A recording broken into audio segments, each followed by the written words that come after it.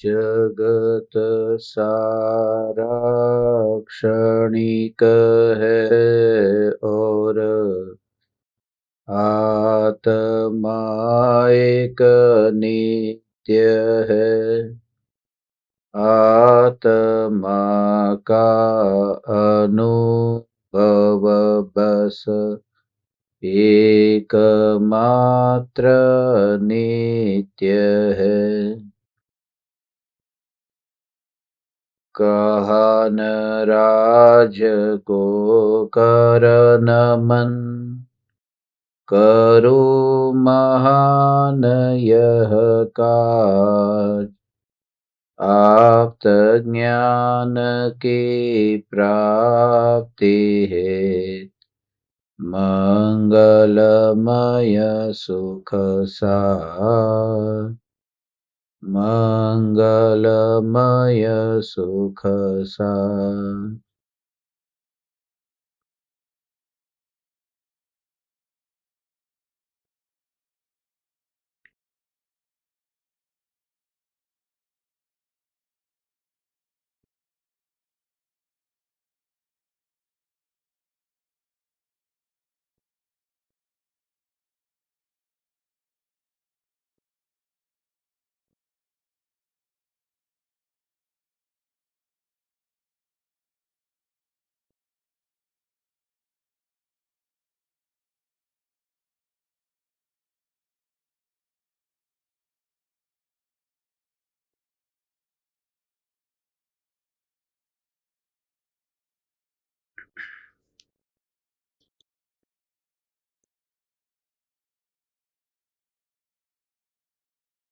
चैतन्य स्वभावी भगवान आत्मा स्वयं ही चैतन्य समयसार है।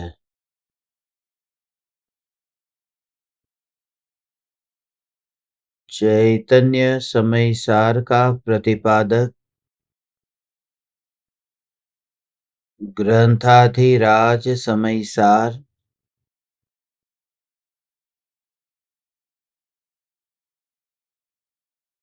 ज्ञानी और अज्ञानी की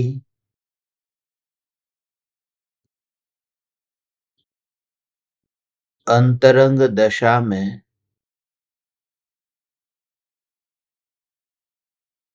भेद समझाकर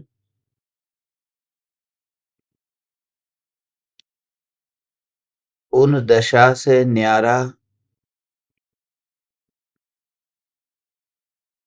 ध्रुव चैतन्य सत्ता स्वरूप भगवान आत्मा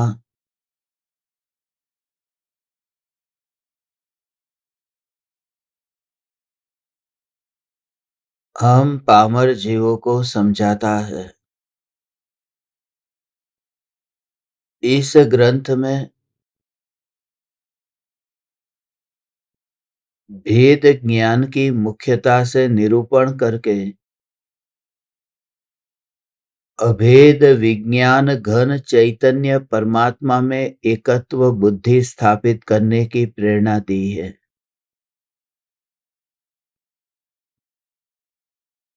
निर्जरा अधिकार पर हमारी चर्चा चल रही है। ज्ञानी के भोग निर्जरा के हेतु है, अज्ञानी के भोग बंधन के हेतु है। अज्ञानी के भोग ही नहीं, अज्ञानी की तपश्चर्या भी बंधन का हेतु है, क्योंकि उस तपश्चर्या में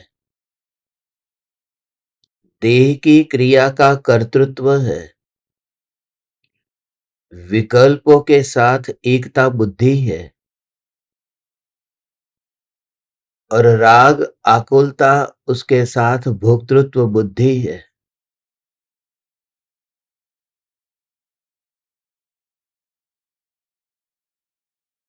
और इस प्रकार की बुद्धियों के कारण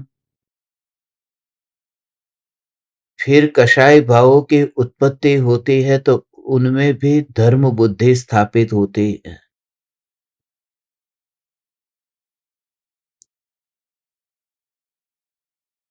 इसलिए मिथ्या दृष्टि का जागना भी सोने के बराबर है और सम्यक दृष्टि का सोना भी जागने के बराबर है। उदय के परिणामों में ज्ञान के अस्तित्व को जिन्होंने फैलता हुआ नहीं देखा है, वे ज्ञानी ज्ञान में ही विचरण करते हैं। ज्ञानी को वितराग परिणति होने से उदयों में अपना अस्तित्व नहीं दिखता।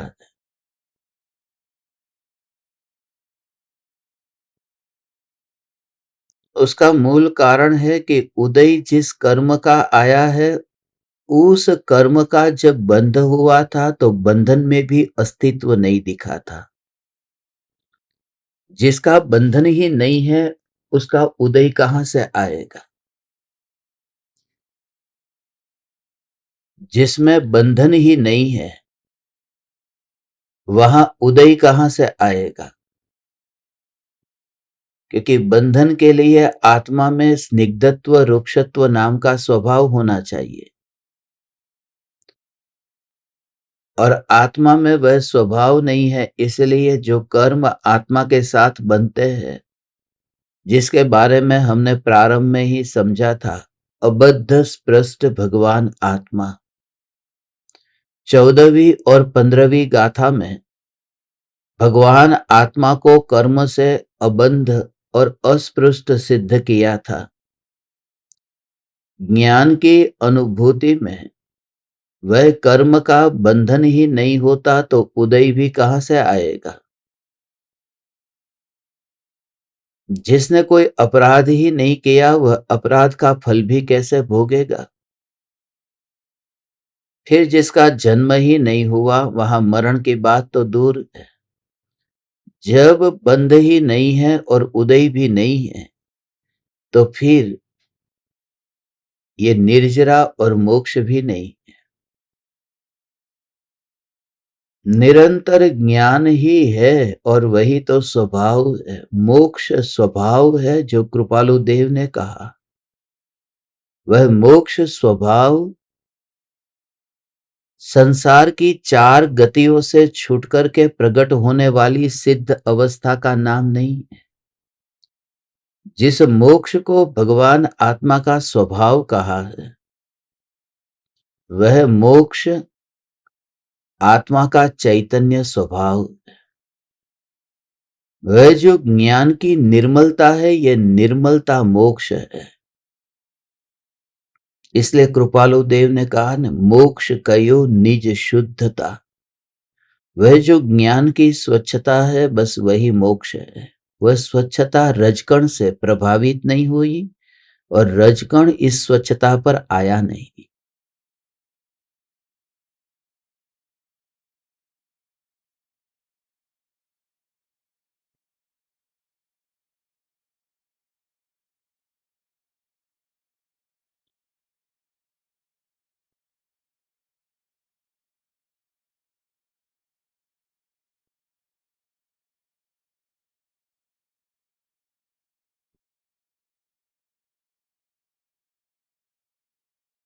और अंतर में यह जागृति रहती है कि जो स्वभाव अंतर्मुख, यह अंतर्मुख होने पर बाहर में जो कुछ भी उदय अनुसार संयोग और संयोगी भाव होते हैं, उसे भीतर की अनुभूति, भीतर की स्पर्शना, भीतर का वेदन अनुभव, वह बाहर के कर्म के उदय से इस अनुभूति को बाधा नहीं पहुंचाता।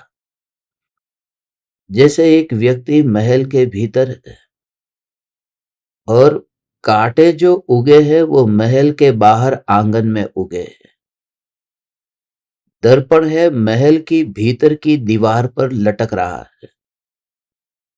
वह व्यक्ति जब महल के भीतर उस दर्पण में देखता है, तो दर्पण में देखते समय उसे बीच में वह कांटा नहीं आता है, कंकड़ नहीं आता, पत्थर नहीं आता, फूल नहीं आता।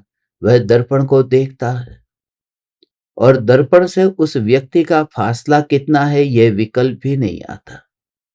सिर्फ दर्पण में देखना होता है।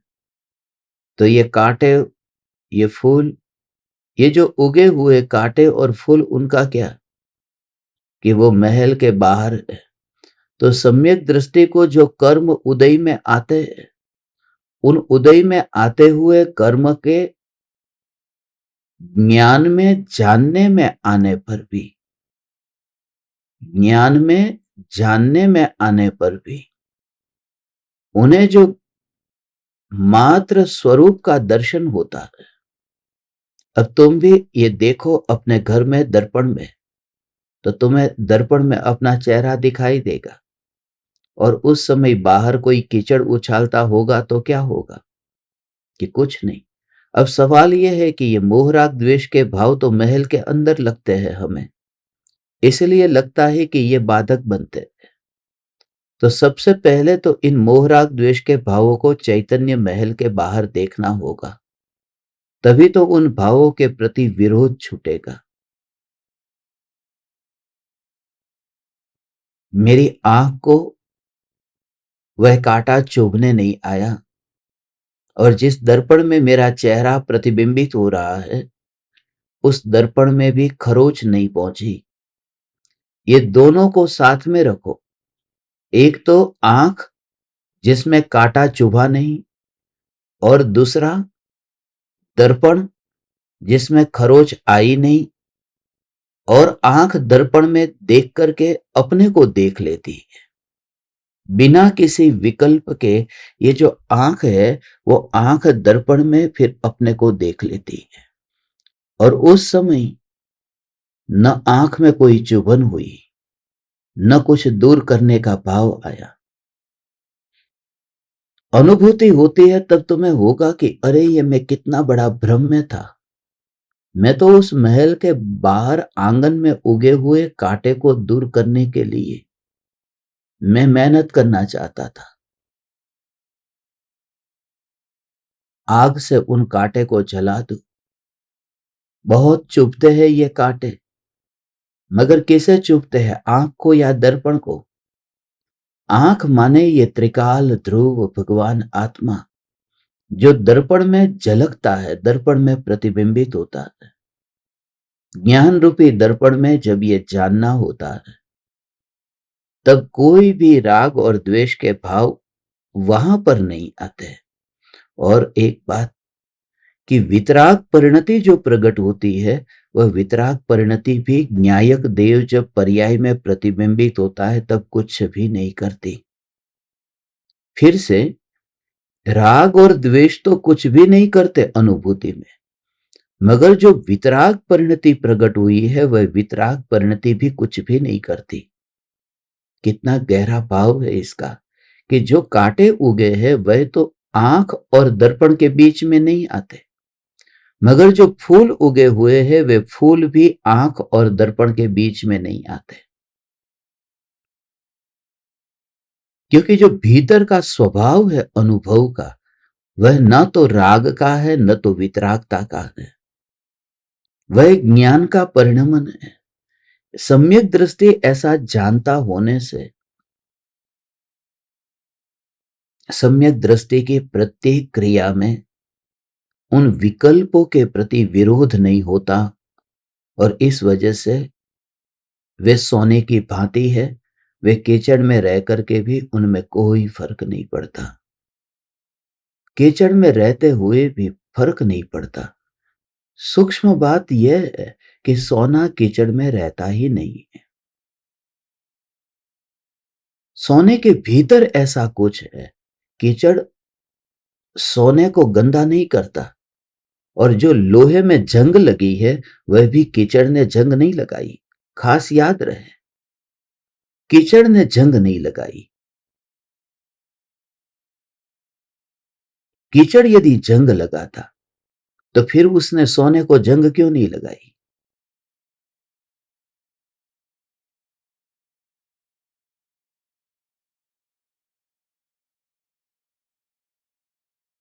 वह तो कुछ भी नहीं करता।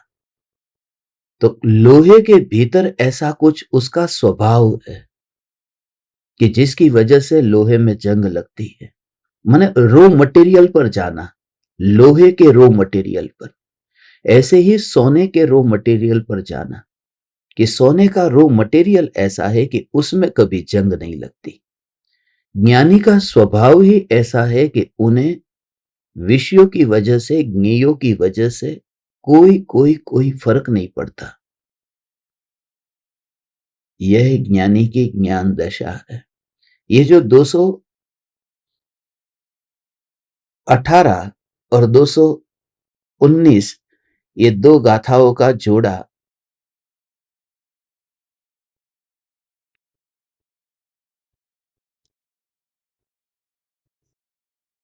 हमें लेना है। ये एक 218वीं गाथा पर कल हमने चर्चा की थी।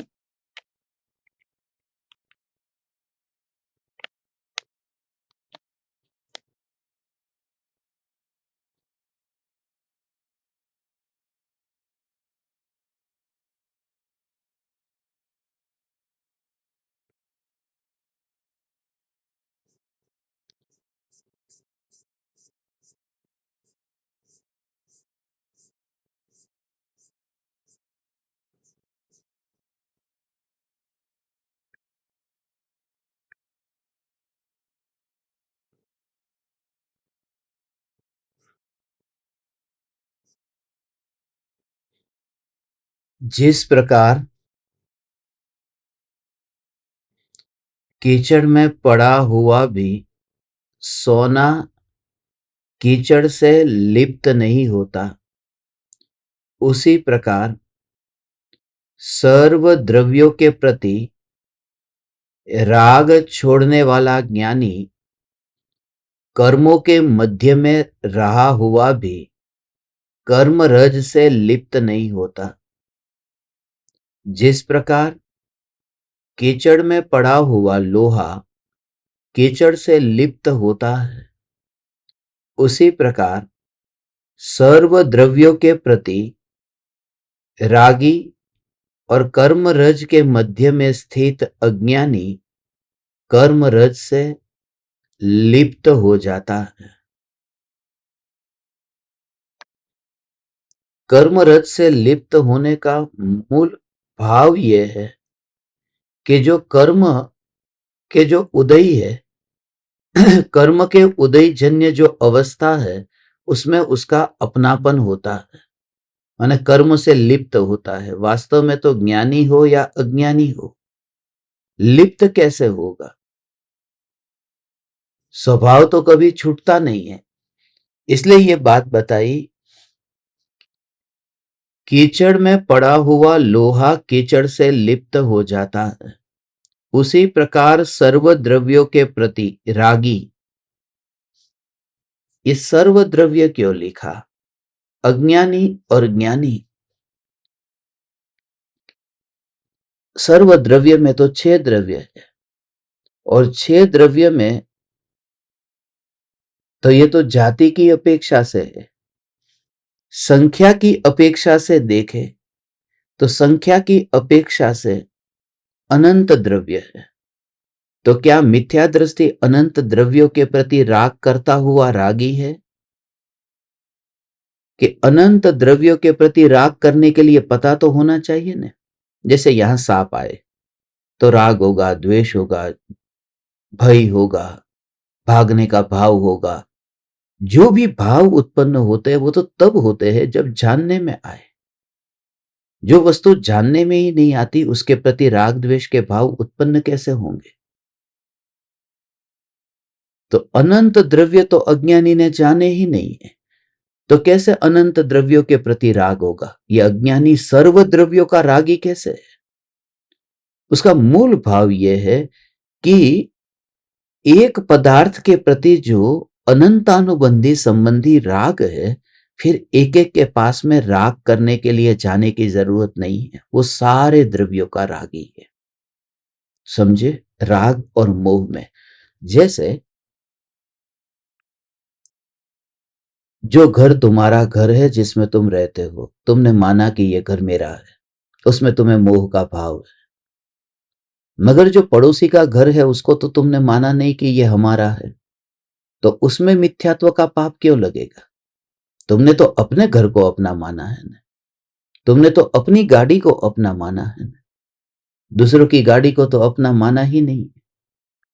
तो जितनी वस्तु को तुमने अपना माना उतना मिथ्यात्व कहो, और जिन जिन वस्तुओं को तुमने अपना नहीं माना है उतने भाग में तुम फिर सम्यक दृष्टि अपने को कहो, क्योंकि तुमने उसमें अपनापन नहीं किया।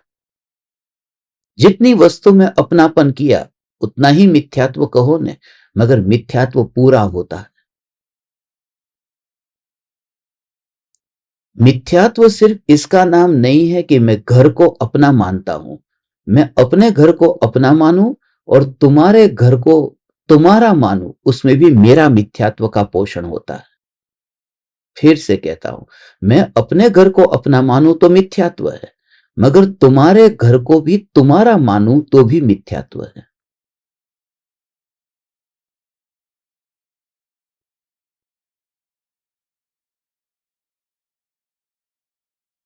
क्योंकि मैंने दो द्रव्य की स्वतंत्रता को नहीं माना।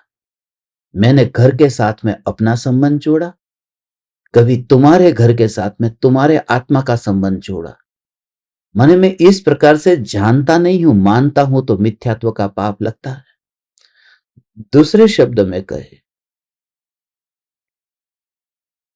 कोई भी एक वस्तु, ये उस समय का भाव का फल जो है वो ऐसा है, वो राग तो आत्मा का है ना, वो बात अलग है। आज मानो एक रसगुल्ला है, उस रसगुल्ले को यहां पर जीभ पर रखा, और आप एक समय में तो एक रसगुल्ले को जीभ पर रखा, दो को रख नहीं पाए, और थाली में 10 रसगुल्ले हैं, मगर वर्तमान में राग तो दसों का है। ये मजबूरी है आपकी कि एक साथ में दो नहीं खा सकते, मगर राग का भाव तो पड़ा है ना। तो अज्ञानी को सर्व द्रव्यों के प्रति राग व्यक्त करने की अभी उसके पास सुविधा नहीं है, हमें पता नहीं है। बाकी एक भी पदार्थ ऐसा नहीं है कि जिसमें अज्ञानी को राग और द्वेष के भाव की कल्पना न होती हो। इसलिए बहुत सूक्ष्म दृष्टि से कहे, कोई व्यक्ति जब स्त्री को भोगता है तो एक स्त्री को नहीं भोगता, वो एक स्त्री तो माध्यम है, वास्तव में वो सारी दुनिया की सब स्त्री को भोग लेता है। वो तो सुविधा नहीं है उसके पास में, इसके लिए वो परतंत्र है। मगर उसके भीतर में जो राग है, वो राग वो पर्टिकुलर उसका नहीं है, वो राग वो अपने भीतर में जो पड़ा है वो सारी दुनिया की सभी स्त्रियों के प्रति है। और एक स्त्री को यदि वश में करने के बाद में पुरुष का चित्त फिर उस स्त्री से दूसरी स्त्री में क्यों चला जाता है, उसका मूल कारण यह है क्योंकि सारी दुनिया की सभी स्त्रियों को वश में करना था, एक को तो वश में कर लिया।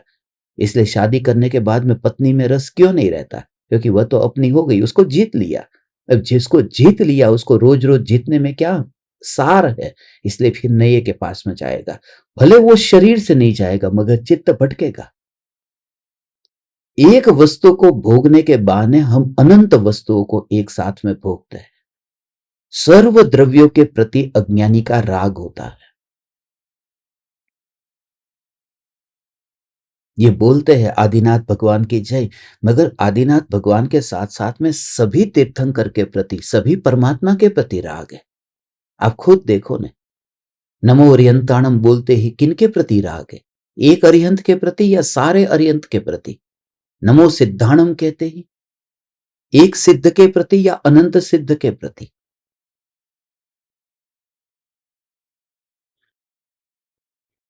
हमारी वाणी, हमारी भाषा बहुत मर्यादित है, मगर भाव दूर दूर तक हमारे फैले हुए हैं। इसलिए हम घर को भी अपना कहते हैं, ये घर मेरा है, ये गाड़ी मेरी है, ये पत्नी मेरी है, ये देश मेरा है, ये बोलते हैं ना, मगर भावों में कितना अंतर है। देश को भी अपना कहते हैं और शरीर को भी अपना कहते हैं। अपना कहते हैं मगर मान्यता में कितना फर्क है। देश में कहीं आग लगे और हमारे शरीर में आग लगे, फर्क तो पड़ता है। और थोड़ी देर पहले बोल रहे थे कि शरीर मेरा है और देश भी मेरा है। शब्द इतने मर्यादित है हमारे पास में, इसलिए सारे भावों को व्यक्त नहीं कर पाते हैं। मगर भाव इतने अनंत भरे पड़े हुए हैं, इस वजह से अज्ञानी को प्रत्येक वस्तु का, सर्व द्रव्यों के प्रति राग द्वेष के भाव पड़े हैं, राग भाव, राग आदि भाव।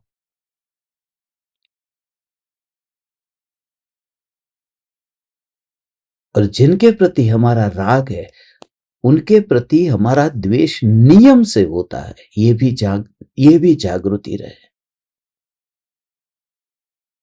जिनके प्रति राग है, उनके प्रति द्वेष। आप खुद सोचना, जिनके साथ में आपका विवाद हुआ, आज आप बहुत चिंता में हैं, दुख में हैं, कषाय हुआ, शत्रुता हुई, वह कौन था? उसके प्रति राग था। और राग का ही परिणाम, ये राग का उल्टा रूप द्वेष है। द्वेष कहीं बाहर से नहीं आया। गिलास जो पहले सीधा था, अब उल्टा हो गया। कोई दो गिलास नहीं है, ये एक ही गिलास के दो रूप है। तो द्वेष जिसको कहते हैं, वो कोई नया भाव नहीं है, वो राग का दूसरा रूप है। उसको दूसरा भाव मत कहना, वो राग का दूसरा रूप है। इसलिए तो दोनों को चारित्र गुण की पर्याय कहा। अज्ञानी राग के भाव से लिप्त होता है, इसलिए उसे लोहे की तरह कहा। और उसके भी बहुत कारण है। जब किसी के प्रति द्वेष का भाव होता है, लड़ाई हो गई, कुछ बोलना हो गया, विवाद हो गया, उस समय ऐसा लगता है सचमुच ये संसार असार है, सचमुच ये संसार असार है। वो राग के काल में क्यों नहीं लगा था? इसलिए क्योंकि वो राग के काल में इतने लिप्त हुए थे, और जब लिप्त होते हैं तब सत्य दिखाई नहीं देता। बहुत गहरी बात है। जब लिप्त होते हैं तब सत्य नहीं दिखाई देता।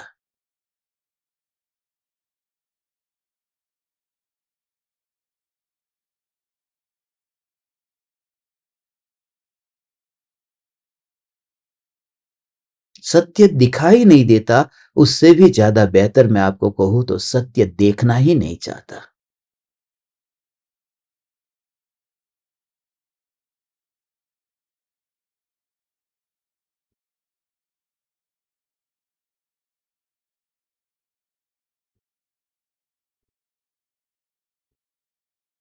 ये लिप्त शब्द का भाव, ये आचार्य कुनकुन देव ने जो अपने अंतरंग के भावों को इसमें जो भरा है, हे चैतन्य परमात्मा, ये देख,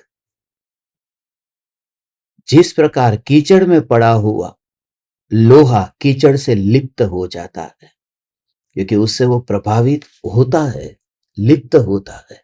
और तब जैसा कहा कि अज्ञानी जो है, अज्ञानी जब राग में लिप्त होता है तब उसे सत्य नहीं दिखता, और द्वेष जब होता है तब सत्य दिखता है, मगर कषाय की तीव्रता इतनी होती है कि ध्यान अंदर में जाता नहीं है।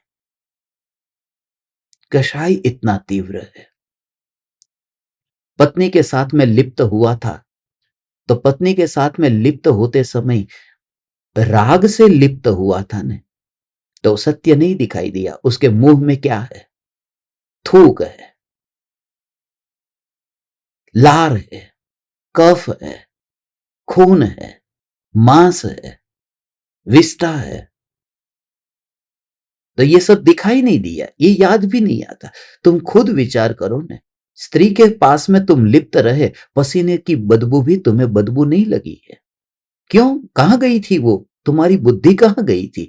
तो ये सिद्धांत है, राग से लिप्त होता है तब सत्य देखता नहीं है, नहीं सत्य दिखना चाहता ही नहीं है, सत्य को देखना ही नहीं है। व्हाट इज रियलिटी, उस बात को छेड़ो ही मत। उस समय कोई याद कराए तो कहते हो बस बात मत छेड़ो, छुपी तरह से क्रोध आएगा। ये लिप्त शब्द का अर्थ है, जब अज्ञानी राग से लिप्त होता है तो वो सत्य को देखना ही नहीं चाहता। और उसका कारण है क्योंकि राग की अति इतनी होती है। अब फिर झगड़ा हो गया, तब फिर पत्नी को मायके भेज दिया, पड़ी रहे तू वहां पर। द्वेष हो गया, कुछ नहीं है स्त्री में, क्या है? मांस है, खून है। अब वो लिप्त नहीं हो रहा है, लिप्त नहीं हो रहा है। अब तो आत्मा के ध्यान में चला जाना चाहिए, क्योंकि पत्नी भी नहीं है, पत्नी से लिप्त भी नहीं है। मगर अब जो उसको उसके प्रति जो द्वेष भाव हो रहा है, वो द्वेष भाव अंदर में नहीं जाने दे रहा है। वो जैसे ही मैं ध्रुव चैतन्य विचार आता है कि वो पत्नी, वो तो नालायक है, गुस्सा आ जाता है। तो लिप्त पहले जो राग की अति थी, वो द्वेष की हो गई और दोनों में धर्म जो एक और रह गया। राग का ही दूसरा रूप द्वेष है। द्वेष कहीं अलग से नहीं आता। इसलिए जो मैकियावेली ने कहा है कि जब कोई व्यक्ति किसी के प्रति अति राग करता है तो समझना कि वो द्वेष की तैयारी कर रहा है। घड़ी का पेंडुलम जब एक दिशा में जब ऐसे ऐसे ऐसे जा रहा है, तब वो शक्ति इकट्ठी कर रहा है उल्टी दिशा में जाने की। वो शक्ति तैयार हो रही है अभी। तो राग जब अति पर पहुंचता है, तब वो शक्ति तैयार होती है द्वेष की। इसलिए जिन जिन को भी आप अभी आज की डेट में जिनके साथ आपका विवाद है, आपकी नजरों के सामने आए तो एक बार आप अनदेखा करने की कोशिश करेंगे, जैसे कोई आया ही नहीं है।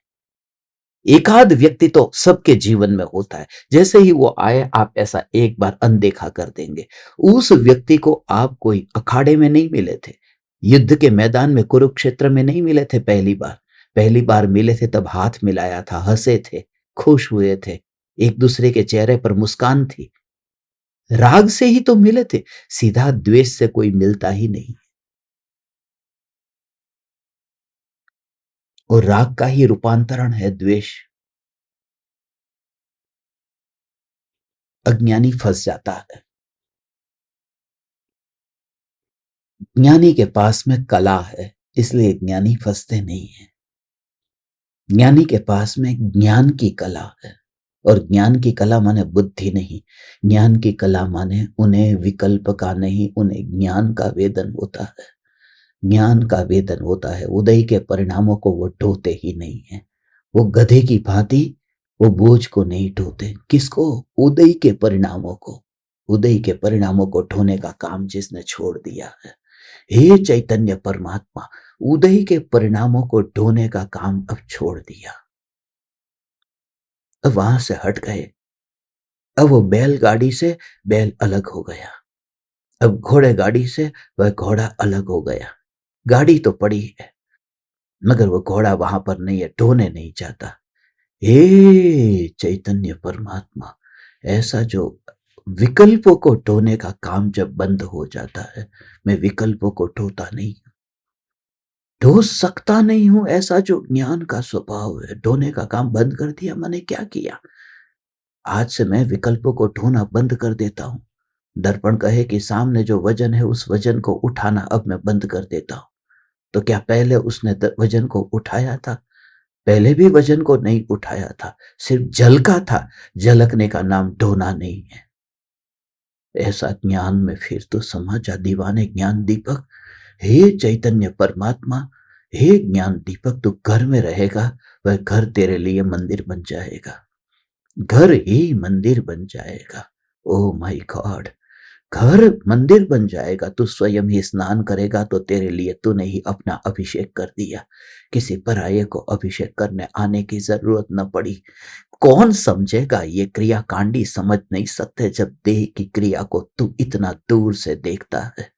ये ध्रुव ध्रुव ध्रुव ध्रुव ध्रुव ध्रुव ध्रुव ध्रुव ध्रुव ध्रुव ध्रुव ध्रुव, ये ध्रुव ध्रुव ध्रुव ध्रुव ध्रुव ध्रुव ध्रुव, ये ध्रुव ध्रुव ध्रुव ध्रुव ध्रुव। उस ध्रुव की बस्ती का ऐसा जोर होता है भगवान कि तू अब एक एक क्रिया अब तेरे लिए वो स्नान की क्रिया अभिषेक बन गई।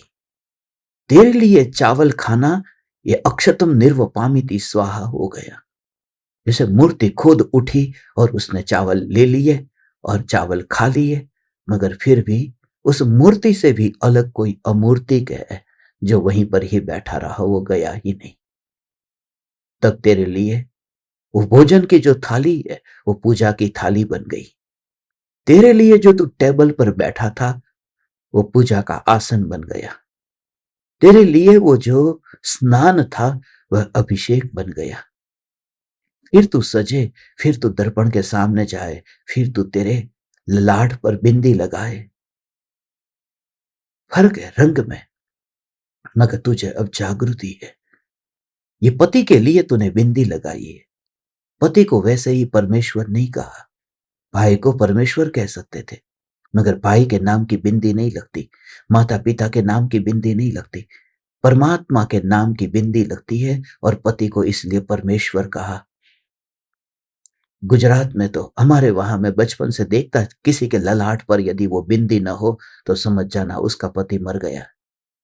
ऐसा कहते, वो पति मर गया। वो सुहाग की निशानी है, उसका पति जिंदा है, वो परमेश्वर वहां पर है। मगर ये तो परमात्मा के मंदिर में जाकर के जो केसर की बिंदी लगाई है, यहां चंदन की बिंदी लगाई है, मेरा परमात्मा अभी जिंदा है, मरा नहीं है, तब तुम्हारे लिए ये घर, ये घर अब मंदिर बन गया है।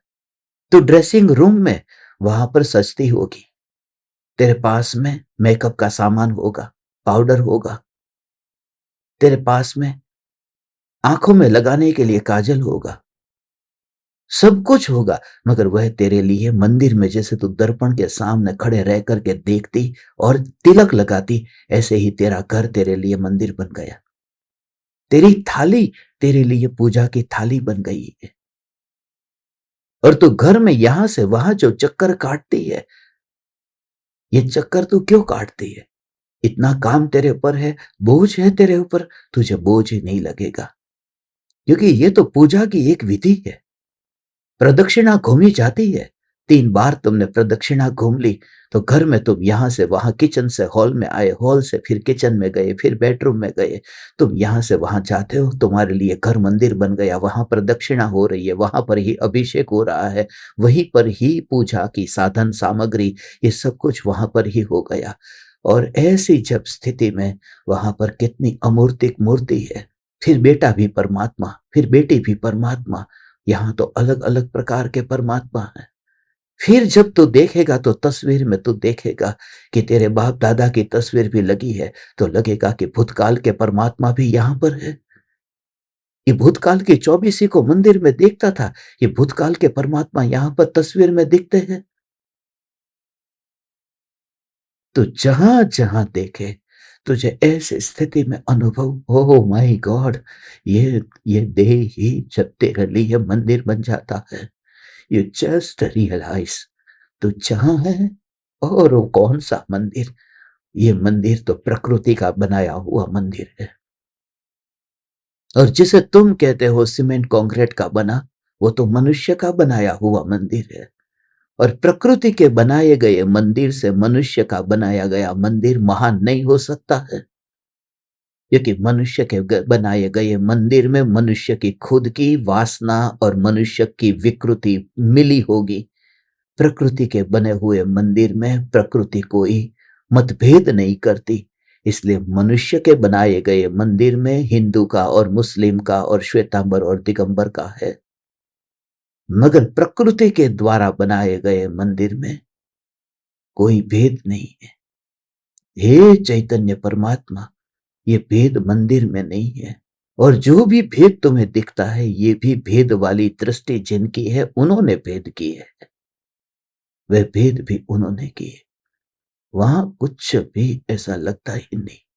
अब तू जहां जहां जाए तुझे ये मंदिर दिखे, कुछ नहीं, ये मंदिर ही दिखे, फिर तू अपने कमरे में बैठा है, कहाँ बैठा है उसकी गिनती तुझे नहीं करनी है। तू कहाँ बैठा है, तेरे हाथ में समय सार है अभी, बस तेरा घर अभी प्रवचन हॉल बन गया, ये घर प्रवचन हॉल बन गया। वहां पर समूह शरण में जाते समय समूह शरण की जो रिद्धि लब्धि है, आ, ये जैसे समूह शरण बन गया, बस ये समूह शरण बन गया। और कौन समझे ये समूह शरण, ये समूह शरण बन गया।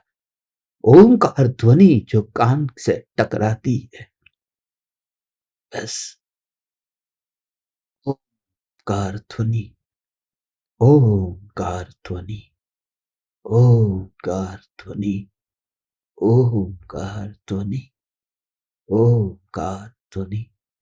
ऐसा ये ध्रुव चैतन्य चैतन्य चैतन्य चैतन्य चैतन्य चैतन्य चैतन्य चैतन्य चैतन्य चैतन्य चैतन्य चैतन्य चैतन्य चैतन्य चैतन्य।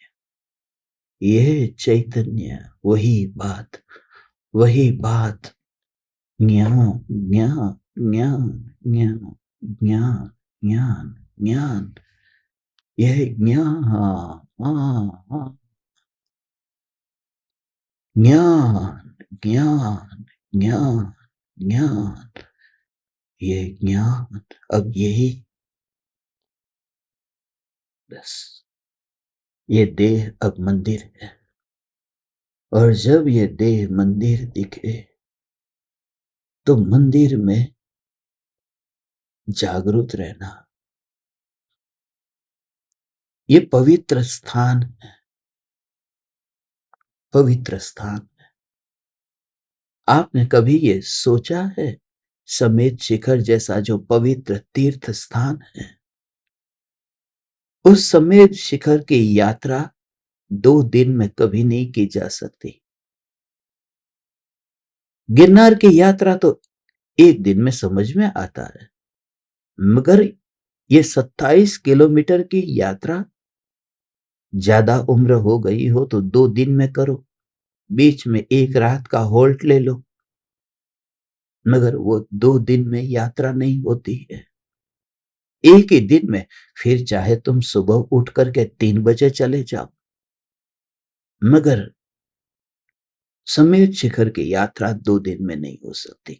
3 बजे उठ करके निकल जाओ और शाम को 7 बजे आओ, 8 बजे आओ, 9 बजे आओ, 11 बजे आओ, चलेगा। एक ही कारण से कि समेत शिखर जैसे पवित्र तीर्थ स्थान पर सोना, ये समेत शिखर का अपमान है। उस तीर्थ पर सोया नहीं जाता। यदि तुम 2 दिन में वो यात्रा करना चाहोगे तो 1 रात वहां विश्राम करना पड़ेगा, तो सोना पड़ेगा। और सिर्फ सोना ही नहीं पड़ेगा, वहां फिर मलमूत्र भी जाना पड़ेगा, वहां फिर खाना पीना भी पड़ेगा। और तीर्थ पर यह शोभा नहीं देता, ये भगवान का अनादर है, अपमान है। हे चैतन्य परमात्मा, हे चैतन्य परमात्मा, तू इस देह को ही समेत शिखर की तरह ही देख ले, और इस देह में सोया नहीं जाता। तू जागता रहे तो तूने समेत शिखर का आदर किया, और जागता रहे माने ज्ञानी सदा ही इस शिखर के ऊपर जागते हैं, सोते नहीं है, क्योंकि उन्होंने इसे प्रकृति का बनाया हुआ ये समेत शिखर देख लिया है। ओ माय गॉड, हे चैतन्य परमात्मा, बस बस बस, ये ज्ञान, ये ज्ञान, ये ज्ञान ज्ञान, उसमें जागृत जागृत, क्योंकि खाना नहीं होता, पीना नहीं होता, मात्र ज्ञान ज्ञान ज्ञान। तो ये समेत शिखर, अब ये समेत शिखर, जिस समय तुझे ऐसा लगे यही समेत शिखर, यही समोसरण, यही राजगिरी, यही विपुलाचल पर्वत। एक जमाना था जब समोसरण में सब जीव भगवान की दिव्य ध्वनि सुनने जाते थे, मगर अब क्या ये जमाना आ गया कि दिव्य ध्वनि सुनने के लिए जाना नहीं पड़ता, तुम्हारे घर पर ही दिव्य ध्वनि आ जाती है। ये सुविधा महावीर भगवान के काल में भी नहीं थी, और आएगी, क्योंकि एक जमाना था जब कुएं के पास जाना पड़ता था पानी लेने के लिए। अब नल का जमाना आ गया, कुआं ही घर पर आ गया, नल के माध्यम से घर से बाहर भी नहीं निकलना पड़ता और पानी मिल जाता। और इतना उत्तम योग पा करके भी यदि तूने देह को देवालय न देखा तो मंदिर जाना तेरे लिए कलंक है। उस मंदिर में जो प्रकृति का बनाया हुआ है, उसके अंदर तू बैठा रहा। ये प्रकृति के बनाए हुए मंदिर में अब मैं जाता ही नहीं हूं। अब मैं मंदिर में जाता नहीं। मैंने मंदिर जाना छोड़ दिया। दुनिया में कहते हैं जो मंदिर जाता है वह धार्मिक है। ज्ञानी कहते हैं जिसने मंदिर जाना बंद कर दिया है वह धार्मिक है। मंदिर जाना बंद होने का मतलब पता है? कौन सी गलियों से गुजर करके तू जाएगा? मंदिर जाना बंद कर दिया। मंदिर जाना बंद कर दिया। अभी 7 जून को कुछ ज्ञान दीपक गजपंथा पर्वत के शिखर पर यात्रा करने के लिए आए थे।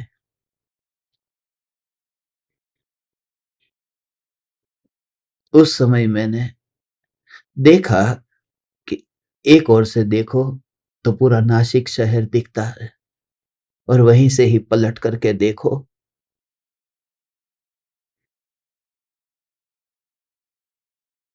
तो पार्श्वनाथ भगवान की प्रतिमा का दर्शन होता है, परमात्मा का दर्शन होता है।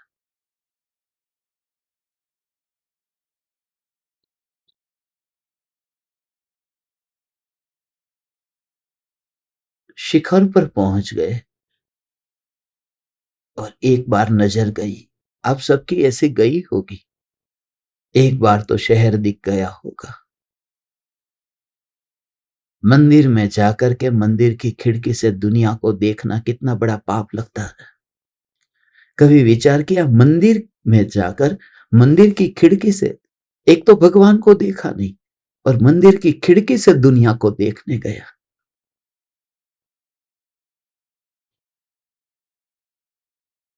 जब तुम अगली बार अब तुम अगली बार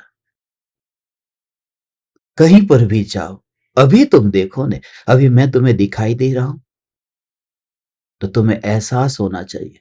यदि मैं तुम्हें देखता हूं तो मुझे एहसास होना चाहिए कि ये मंदिर में खड़ा हूं मैं।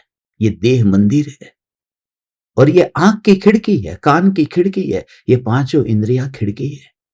मंदिर में खड़े रहकर मंदिर की खिड़की से दुनिया को देखने का काम किया, मगर परमात्मा की मूर्ति अंदर थी, उसको देखा ही नहीं।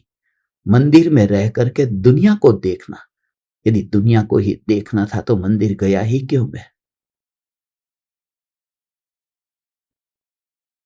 फिर पिकनिक के लिए, फिर घूमने फिरने के लिए, फिर ऐशो आराम के लिए।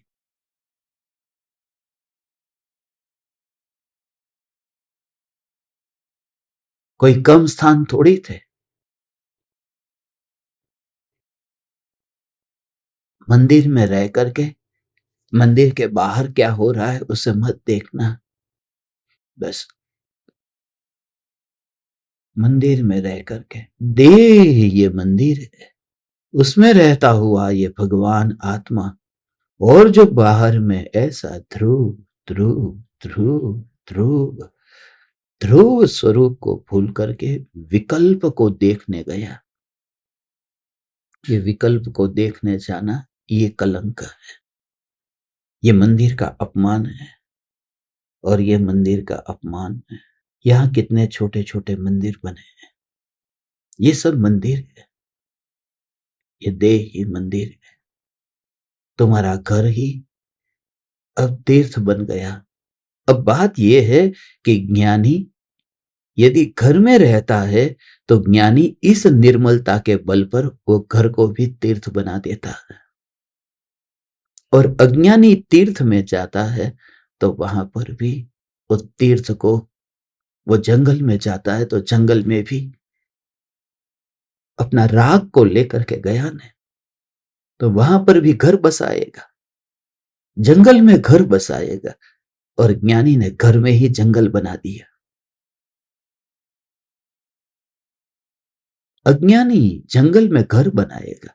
ये फार्म हाउस है क्या? फार्म माने जंगल, और उसके अंदर अपना घर बनाया। क्योंकि राग लेकर के यदि फार्म में जाएगा तो हाउस ही बनाएगा। रागी कहीं पर भी जाएगा वह अपना घर बसाएगा।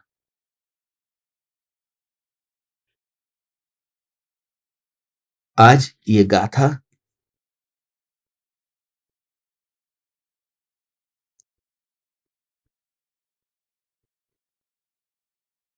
219 नंबर की गाथा है।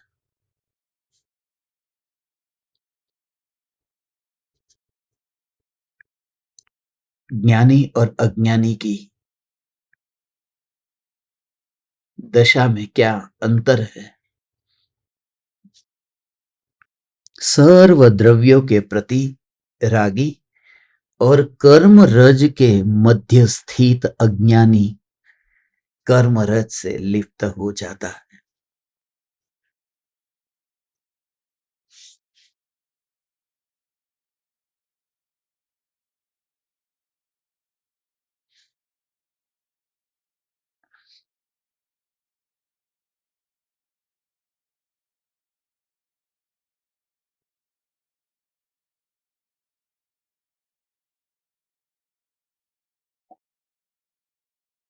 इस मंदिर में कोई प्रतिष्ठा करने की जरूरत नहीं पड़ी। उमराला में जब प्रतिष्ठा थी और जिन जिन पंडितों से मेरी चर्चा हुई, सब के सब डरे हुए थे, कायर थे। कोई प्रतिष्ठा कराने को तैयार नहीं था, क्योंकि अपने नीति नियम बिल्कुल दुनिया से अलग थे। उन्हें बोलियां चाहिए थी, उन्हें रुपये चाहिए थे। मैंने कहा 1 रुपये का सौदा यहां नहीं होगा। उस समय ये बहुत विचार आता था कि प्रकृति का बनाया हुआ जो मंदिर है, इस मंदिर में कोई विधि नहीं है, प्रतिष्ठा की विधि।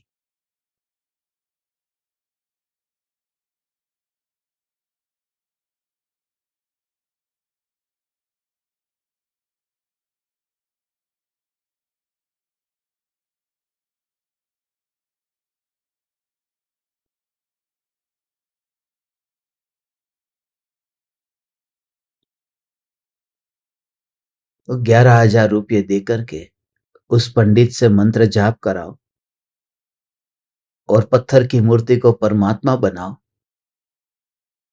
मुझे ऐसा भगवान नहीं चाहिए जो सिर्फ 11,000 देकर के पत्थर में से परमात्मा बन जाए। ये तो खरीदा गया भगवान, ये तो बिका हुआ भगवान।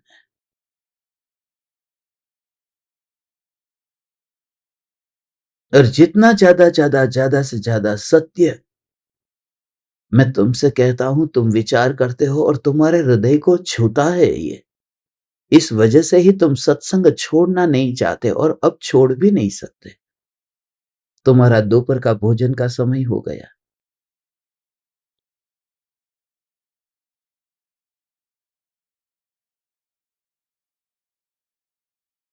मगर चिंता मत करो, मैंने भी नहीं किया। 3:12 इधर हो गए, इसलिए शांति से बैठे रहो।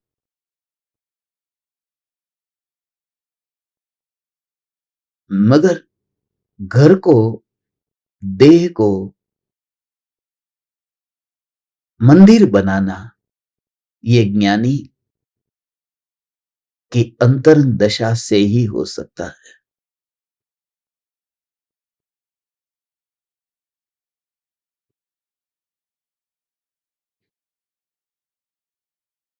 थोड़े दिन पहले मुझे किसी ने कहा,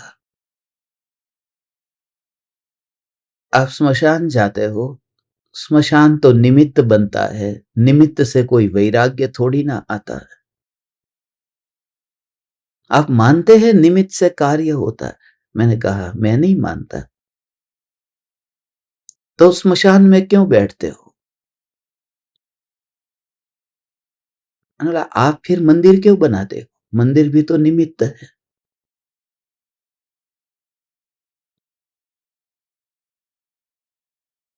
निमित्त से तो कार्य होता ही नहीं, फिर मंदिर क्यों बनाते हो? फिर उन्होंने कहा कि स्मशान में ठीक है, जाना है तो जाओ और तुम्हारी मर्जी।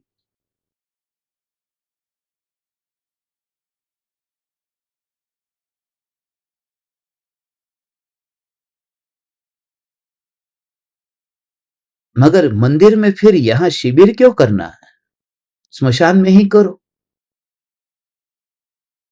मैंने उनसे कहा मेरे को कोई प्रॉब्लम नहीं, मैं स्मशान में भी शिविर करूंगा, मगर प्रॉब्लम मेरा यह है कि स्मशान में शिविर करने के लिए मेरे कस्टमर ज्यादा जो है वो सब मंदिर में बैठे होते, तो उनको लेने तो आना पड़ेगा, इसके लिए मैं मंदिर आता हूं। ज्यादा से ज्यादा कस्टमर मंदिर में से ही मिलेंगे।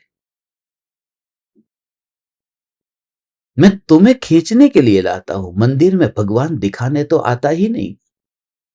मैं तो यही कहता हूं कि देह ही मंदिर है, और जब तक तुम्हारा देह मंदिर जैसा तुम्हें फील न होने लगे, तब तक ज्ञान में ज्ञान का वेदन कभी हो ही नहीं सकता।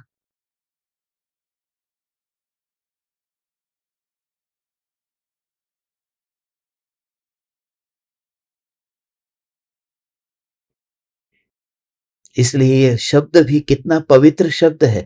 पेट पूजा बोलते हैं हम, कैसा शब्द बोलते हैं, पेट पूजा। ये शब्द ऐसे ही नहीं बना, पेट पूजा माने तुम इस देह को ही मंदिर समझ करके जो अंदर चावल डालते हो, तो वह भी पूजा की सामग्री हो जाती है। ये पेट पूजा हो जाती है। ये भजन ही भोजन बन जाता है।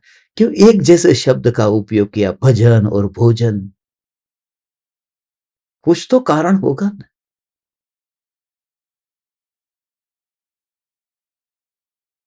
देह और देव, ये इतना सिमिलर शब्द क्यों है? देह और देव।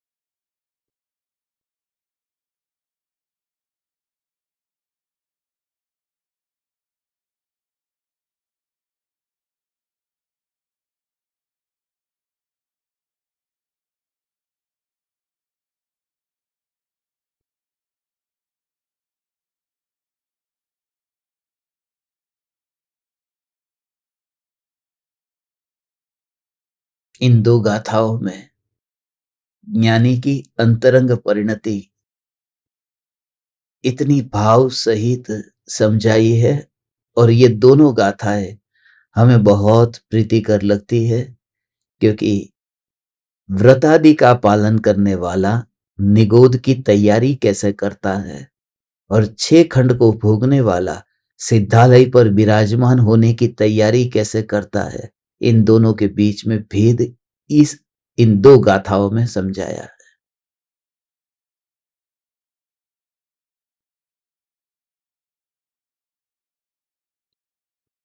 आप विचार करना, ये कोई कहने मात्र से मानने की बात नहीं है। ध्रुव के जोर से भेद विज्ञान से ये दशा प्रकट हो, ऐसी ये बात है। आज आपने ये समय एडजस्ट करके दोपहर के समय बैठे हैं। कल से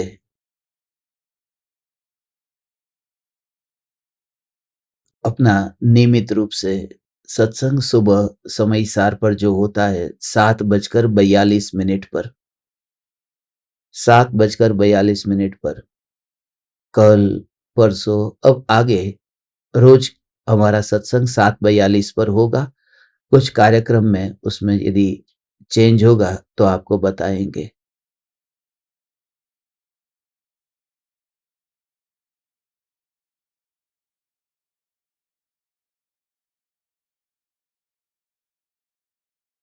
ये एक 219 नंबर की गाथा,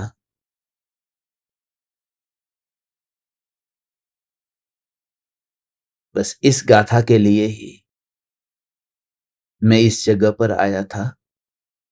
देह को मंदिर कैसे बनाया जाता है, देह मंदिर कैसे बन जाता है।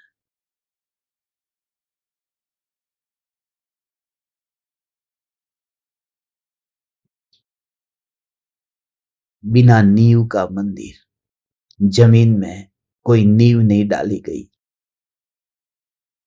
जूते पहने तो लगता है कि मंदिर टिक जाएगा, इधर उधर हिलेगा नहीं।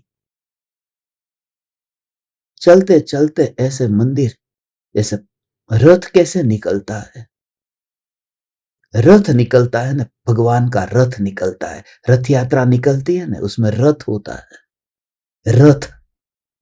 ऐसे ही ये देह अब रथ की तरह दिखाई दे। एक एक कदम जब यहां पर चलते चलते आगे चले तो रथ चलता हुआ तुम्हें दिखाई दे। और इस वजह से ही आत्मा को रथी कहते हैं, देह को रथ कहते हैं और आत्मा को रथी कहते हैं। रथ में जो विराजमान है वो रथी। और रथी जब नहीं रहता है तब बिना रथी का जो हो जाता है ना, उसे अरथी कहते हैं, अरथी। इसलिए मुर्दे को अर्थी कहते नहीं, इसकी अर्थी निकल गई, इसकी अर्थी निकलने वाली है। रथी अब उसमें नहीं है, ऐसा अरथी। देह को मंदिर बनाओ, देह को रथ बनाओ, बनाओ क्या है ही परमात्मा को उससे दूर देखो। आप परमात्मा को ऐसी दशा प्रकट हो सिद्ध स्वरूप के आश्रय से। हे परम ज्ञान दीपक, सिद्धपुर की यात्रा तुम्हारी सफल हो, ऐसी अनंत अनंत प्रार्थना, मंगल भावना। चैतन्य समय सार, चैतन्य समय सार, चैतन्य समय सार।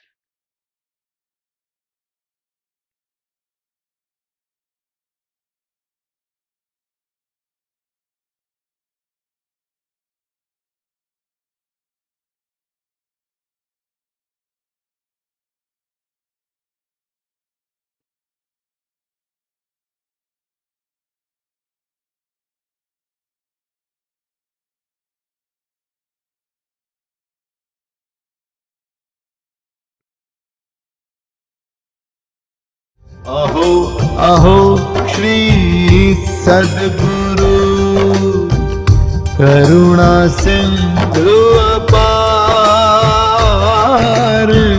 इस पामर पर प्रभु किया आहो आहो उपकार, आहो आहो उपकार। देह सहित जिनकी दशा, वरते देहातीत, उन ज्ञानी के चरण में हो वंदन अगणित, हो वंदन अगणित, हो वंदन अगणित।